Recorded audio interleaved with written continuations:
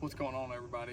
I just wanted to take a few minutes and kind of thank everybody and explain a little bit more detail about Eufaula and the win there and how special it was. It's we all know as competitors how difficult and the most minute, the smallest mistakes can really take a large detriment to the whole tournament, and so for all of those things to come together and for us to get a win.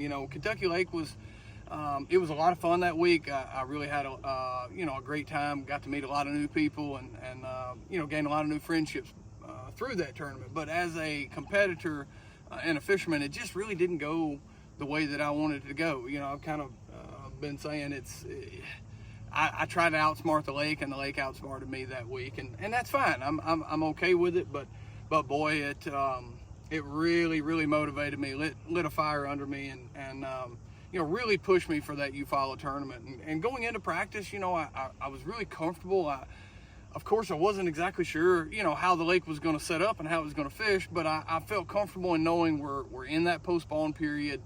The fish generally on Eufaula like to live offshore, whether it be in brush piles or in these offshore schools, and so I was pretty comfortable with it, and it didn't take long for things to kind of fall into place. But again, there's so many outside variables and so many things out of our control in these tournaments, especially multiple day tournaments, that things just kind of it has to be your week to some degree.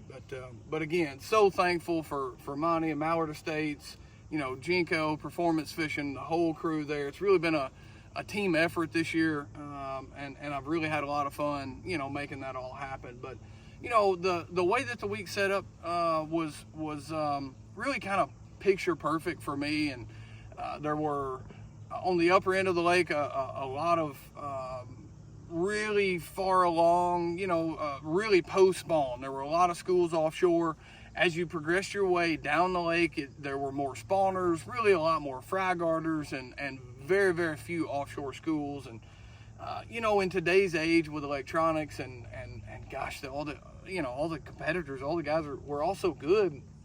We all find the same groups, and so oftentimes it really boils down to either a sneaky school, as we call it, or a bait. There always kind of has to be that extra little thing that gets you kind of ahead of the other guys. And so this week I was really fortunate. I was able to kind of have two. I had a sneaky school. I think Justin Barnes and I were sharing it. However, we never hit it at the same times, and so I didn't even know that until after the tournament. But a school that was getting very little pressure compared to all the rest of the schools in the lake, and I also had a bait as well. So I really kind of had a 1-2 punch. That bait this week was a 3/4 ounce trimmer head made by Tennessee River Tackle. I had a 5-inch jerky J on there, and it really seemed like it was a reaction deal this week. It had to be something that moved quick. I could get those fish to turn and acknowledge baits, but to actually get a big one to bite was more of a reaction.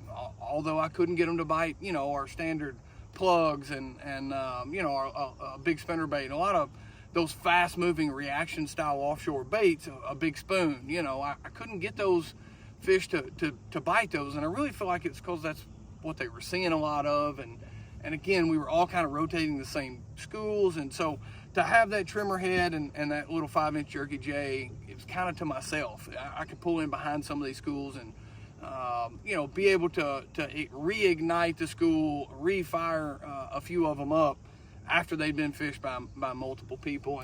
And after I kind of caught what would bite, what was interesting is even though these fish were fresh, and they were, hadn't been offshore and schooled up for very long, I just think, again, us, over and over pulling up on these fish and kind of re-busting them up would, kind of hurt our probabilities of catching multiple fish out of one particular school. Generally, I could generate 1 to maybe 3 bites on our trimmer head, and then I would back it up with kind of the old tried and true Carolina rig. I was actually using an 8-inch Zoom Lizard.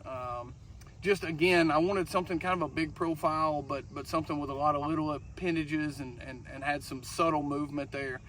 I think a lizard's something that's it's always been a great bait. That they haven't quit biting it. We've just stopped throwing it, and so I kind of utilized that to my advantage. Again, I knew how much pressure was out there, and so I was really kind of thinking out of the box and trying to show them something a little new and a little different. But my goodness, what a tremendous week. And we've had a couple close calls this year, and to finally get it done and to seal the deal there at Eufaula, it was such a special week. Mother's Day, have my wife and family there, and everyone along watching. It was something that I'll always cherish. Every win is special in its own kind of way, and this one certainly holds its fair share of those.